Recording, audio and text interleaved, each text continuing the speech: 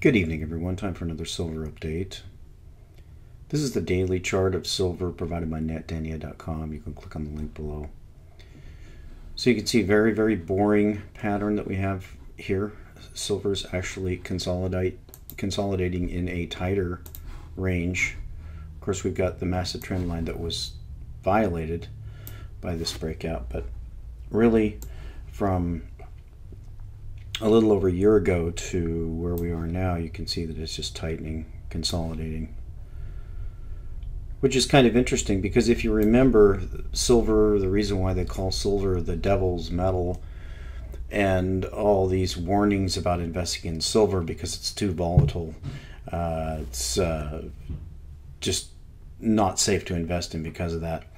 Well, you're not seeing those same people talk about it now as being one of the most stable things to invest in. So we know that's all just a bunch of nonsense.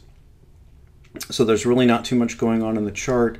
There's just silver, and then gold, as I pointed out before, is trying to make a run at it, but it's stuck here around 1300 as well. So pretty boring in the gold market as well.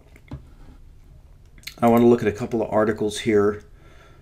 The first one is one from GATA. This is actually GATA doing a kind of a tweet or something on this latest FT story that just hit the wires about the silver fix. Banks wait on the sidelines of new silver benchmark. And we'll read a little bit of this. Build it and they will come, or that is what participants in London's $1.6 trillion a year silver market will be hoping. There are just 3 trading days before the new electronic replacement for the 117-year-old silver fix goes live, and there is still considerable uncertainty over who will be participating this Friday. Since there's no centralized clearing for precious metals markets, the initial users of the new benchmark are expected to be the 11 market-making members of the London Bullion Market Association, which includes Credit Suisse, JP Morgan, Goldman Sachs, and UBS. So your typical bad guys here are going to be involved in the clearing and the new silver fix. Now I want you to think about this number here. $1.6 trillion a year silver market. So let's do a little math real quickly here. We know that for the most part, the 750 so million ounces of silver, more than half of that's taken by industry. That's not going to change because it's an essential ingredient and component of many, many things, including a lot of electronics, etc. So that's not going to change. I'm going to use the estimate of roughly 300 million ounces a year being the amount of silver that is able to be invested in. So that's the size of the silver market essentially. Now, I don't want to get into the stockpiles. I think they're very low. Other people think they're very high. But let's just talk about the amount that's mined every year. So if we talk about 300 million ounces of silver, that's $6 billion. That's the actual physical market. So if we take $6 billion divided by 1.6 trillion, we get about 99.7. In other words, the $6 billion that silver actually, a real physical silver market actually is worth, is less than 1/3, or roughly 1/3 of 1% of this $1.6 trillion a year silver market. Or, to put it another way, 99.7% of the silver market, this $1.6 trillion a year silver market, is paper silver. So that gives you an idea of how ridiculous it is to have the tail wagging the dog, essentially. Basically, we have the bankers determining what the price of silver is based upon these machinations, and I don't think it's going to change with this new silver fix. It may even get worse. They're firmly in control. The only thing that can happen is that it has to snap based on the physical. and that may be coming around the corner. Here's a SRS Rocco report about what's going on at the Chinese silver market, and you'll note here that he says that the Chinese market is a little bit different because the exchanges are settled in physical metal. And you can see here, here's the Shanghai silver stocks for July and how rapidly they're dropping. This is a longer chart. This is Shanghai silver stocks 2013, 2014. And you can see these are metric tons. You can see 1143 metric tons down to 148. So that's about a 90% drop between March 2013 and the current amount of silver stocks. So what does this all mean? Well, at some point we believe that they're going to run out of physical silver. Now, until they run out of physical silver, it's something similar to what we have in our supermarkets and in our electronic stores and in the rest of our stores now. In our modern economy, we have this just-in-time inventory. And so, and in fact, it's even worse than that now. I've wanted to buy different types of electronics recently, and often I will research them online, and if I'm going to buy a router or switch or something like that, and I decide the model based upon reviews, and I'll go and check and see if I can run down to the local Best Buy or Walmart or wherever to try to pick it up rather than waiting for the shipping to come in. And inevitably, I find on those brick and mortar store sites that a lot of the things that I'm looking for are online only. In other words, you can't go and buy it at the store. You have to order it, have it delivered to the store, or have it shipped to your house. So effectively, these brick and mortar stores are the same as Amazon for all intents and purposes, because there's a lot of the stuff that you want you can only order from them. So that's actually beyond just-in-time inventory. In other words, the way the just-in-time inventory system works is that they either have just a few or they keep a very tight stock, and as soon as they run out, they order more. And we've seen with various crises in the grocery stores, and a lot of the grocery stores are just-in-time as well, that in a crisis, it can be very rapidly gone. Everything can be gone. Now that's what I think we're looking at is coming with the silver market. And we know that you don't really get any information about how weak that system is until there's a crisis. If you remember recently, we had this water scare in, I believe it was Toledo, and they had this algal bloom problem where they were afraid that the water supply was tainted, and so the city told people that they're not to drink the water. It wasn't safe to boil it. They just couldn't drink it at all, and people rushed to the stores to get water, and of course it was gone. It was gone in just a very, very short amount of time. There wasn't any real inventory. There's just enough inventory to make it through to the next delivery. And that's what I believe is going on with the silver market. And so it's not going to, we're not going to see how bad it is until a crisis occurs.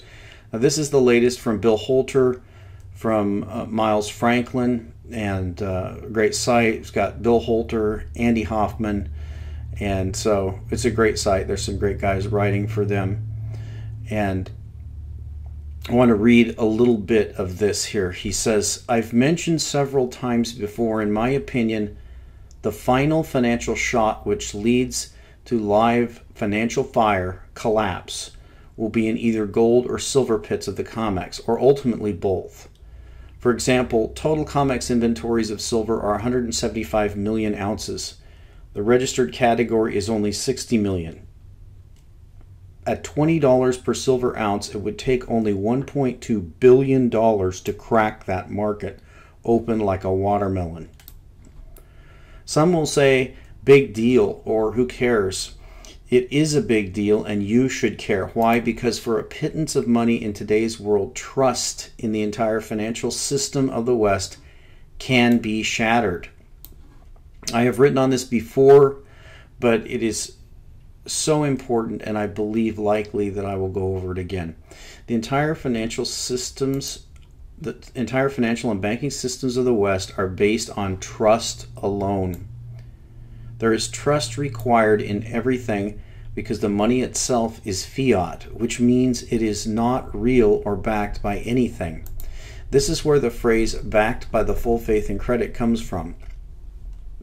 Now let's look at the silver market and forget about just the registered category. Let's look at the entire inventory of 175 million ounces. This is $3.5 billion. $3.5 billion is roughly equal to the amount of QE that we're printing each day at the beginning of the year. It is also roughly equal to the amount of fiscal deficit we run each day. It is only about 2 days worth of U.S. trade deficit and only 2+ days worth of interest that we pay on our debt. $3.5 billion is a figure that maybe 1,000 individuals worldwide could come up with. China has this $3.5 billion 1,000 times over in U.S. debt and dollars held. My point is this: in today's world, $3.5 billion is almost nothing. Before getting into the nuts and bolts, I want to explain why such a small little market like silver is the Achilles heel of the entire financial system. If silver futures suddenly and collectively stood for delivery in 1 month, the inventory does not exist to deliver. This is simple math, as for example, September has 84,000 contracts outstanding, which represents 421 million ounces of silver, which could not be settled upon with a total inventory of 175 million ounces, of which 115 million are not registered as deliverable. What would happen if enough contracts stood for delivery and then refused to accept settlement in cash?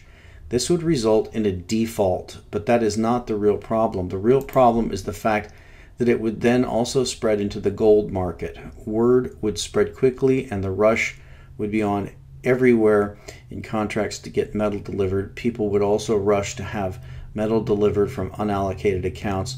In short, the lie would be exposed and actual holders of the real metal would hold their product and not accept fiat for their physical holdings. In essence, we would live in real time with a worldwide run on the bank.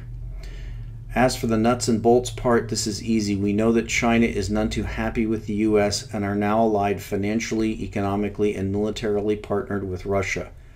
Could it be that the near-record open interest in COMEX silver is of Chinese origin through proxies? Has the BRICS Bank been created because they know the Western banking system is on life support and they will be the ones pulling the plug?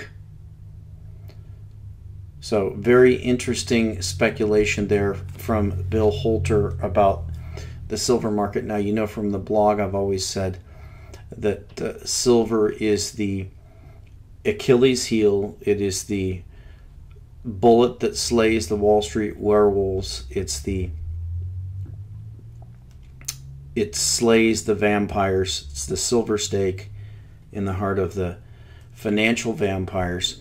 Now, could this happen? Yes, it could happen.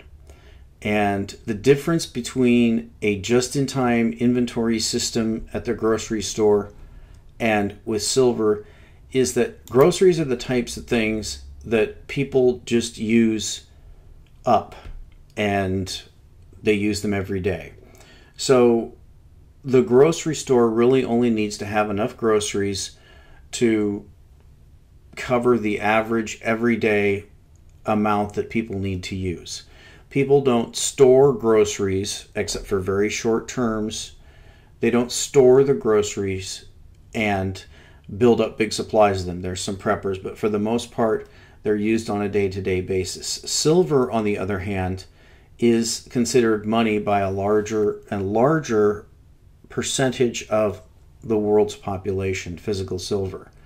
So This physical silver that we're talking about that's being purchased for investment is not something that can recover from a just-in-time panic, because what will happen is if the just-in-time silver system, and that's what I believe we have, and it's razor thin, if that system breaks in a panic, then what's going to happen is that a large number of players are going to realize that what they thought was not a just-in-time system was actually a just-in-time system, and the inventories were very, very low. So that's going to result in a large number of people who hold silver not being willing to part with it for any prices anywhere near where they're at right now.